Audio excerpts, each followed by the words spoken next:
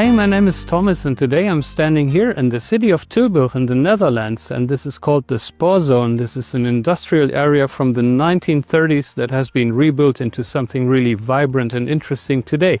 And that brings me to the lens of today, the TT Artisan 75mm f1.5. I'm super thrilled to show you this lens. It has a history that goes back to the 1930s and still it's super contemporary. It's a new issue from 2024 and this silver edition, I think it was launched just a few months ago.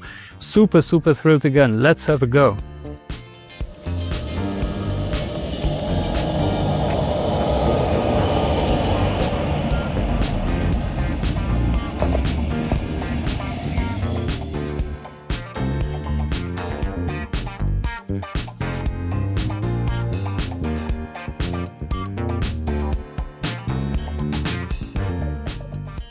This lens was provided to me by Pergear, which is a big online store for a lot of camera stuff, nice lenses, accessories and so on. Just check it out, I put a link in the description below.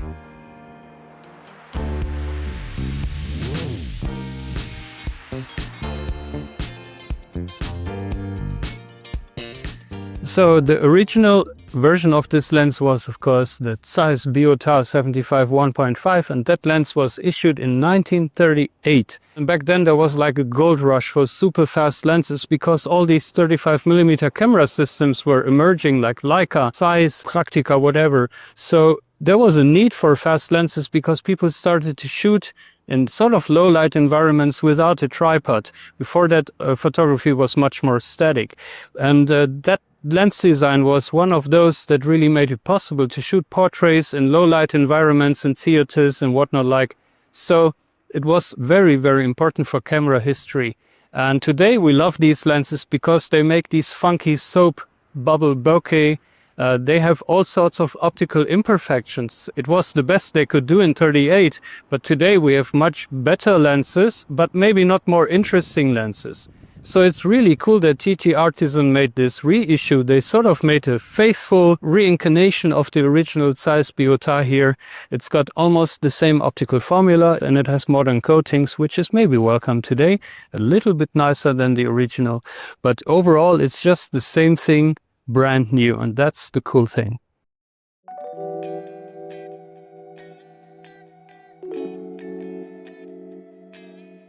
The nice thing about these lenses from TT Artisan, I always have to mention it, is also the price. This is around 300 euros or dollars, depending on where you purchase it. If you look at the price of the original lenses from the 50s today, they can be like 1,500, 2,000 euros sometimes. So it's really cool that you get this sort of lens for 300 euros again. I really welcome that. There's a lot of other manufacturers that do reissues of classic lenses similar to this, and they are still much more expensive. This is really affordable. Very nice.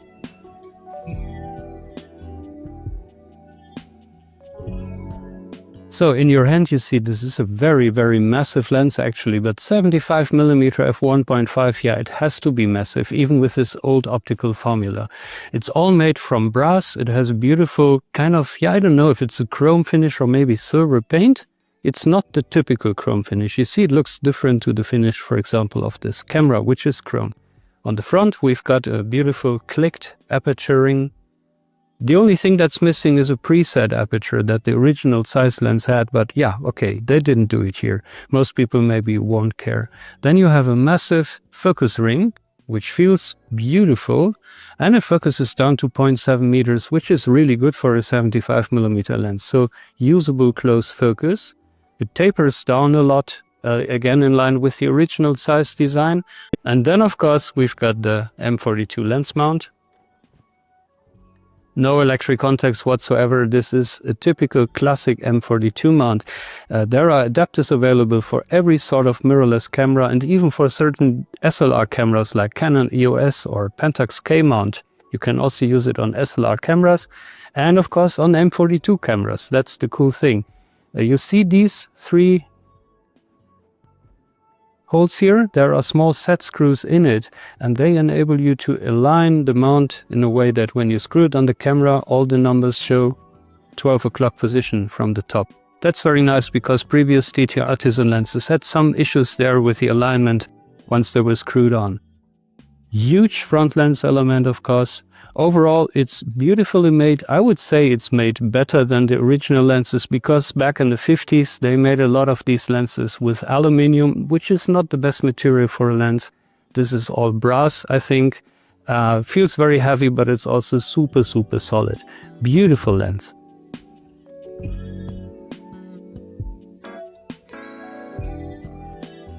The lens comes with this, it's beautiful, a nice metal lens cap. It's a screw-on lens cap.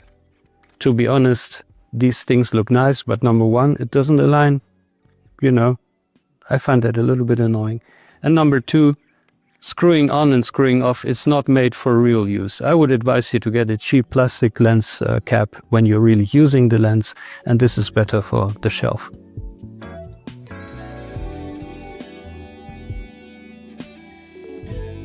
As you see, it's got a lot of aperture blades that make for a beautiful rounded aperture, and that contributes to the soft bokeh. When you stop down a little bit, 1.5 gives you the typical cat's eye bokeh of this lens, but at f2 or 2.8 like this, it will just give you very kind of neutral rounded bokeh balls. Beautiful.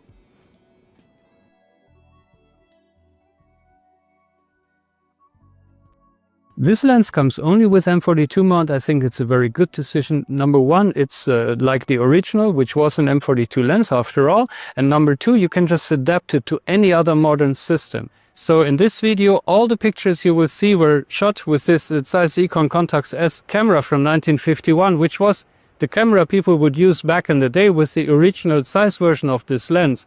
It still works very well today, but you can use any other camera. You can use digital cameras, full frame, Sony, Nikon, whatever. Just get an adapter. Super easy.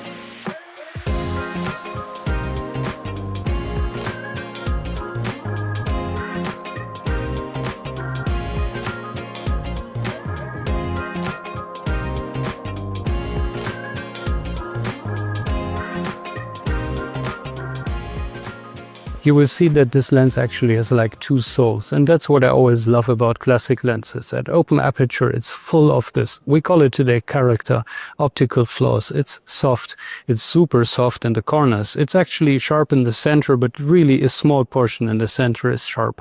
And you've got this swirly bokeh and all these blooming effects and whatnot else, operations, everything in abundance, a lot of character, which is why people love to shoot lenses like this today. And when you stop down to 2 already, it sharpens up a bit more, it gets even more clear. 2.8 or f4 or 5.6, it becomes like almost a modern lens. I show you some pictures here, and you see they're super sharp right into the 4 corners of the frame. Amazing for a 1938 original lens design.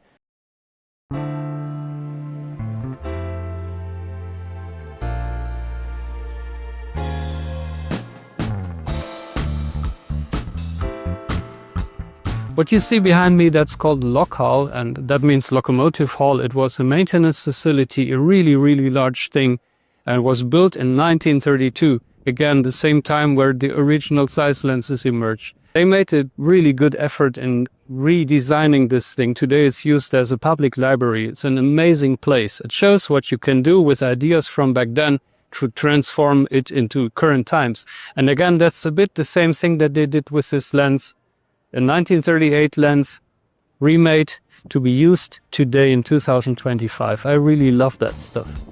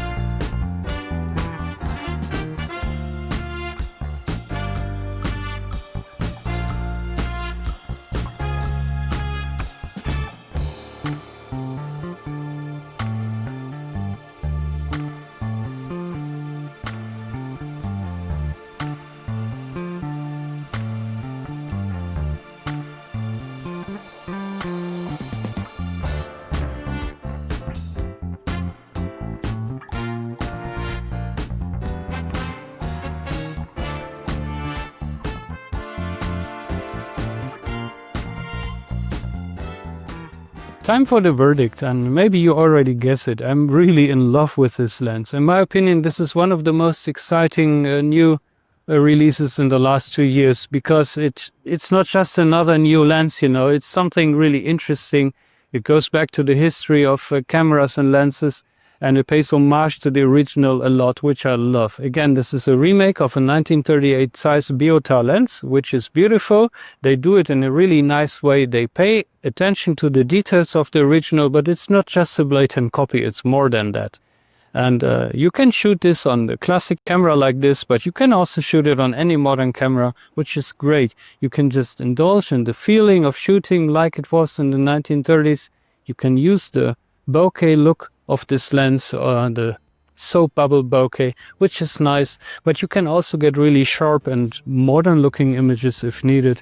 This lens gives you all these possibilities, and that's what I love it for. So if you love to do this, if you love to recreate classic look in your photography, then this lens is super highly recommended.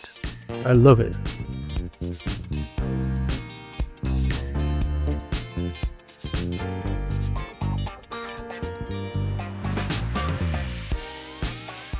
So that's it for today. I hope you found this interesting, maybe even useful. If you did so, then please leave a like, subscribe to my channel if you haven't done so yet. I really appreciate your support, by the way. And if you've got any questions or comments, write something in the comment section below. I love to read all your comments, and I will happily answer every single one of them. So have a great time, live long and prosper, and I'll see you in the next one. Bye.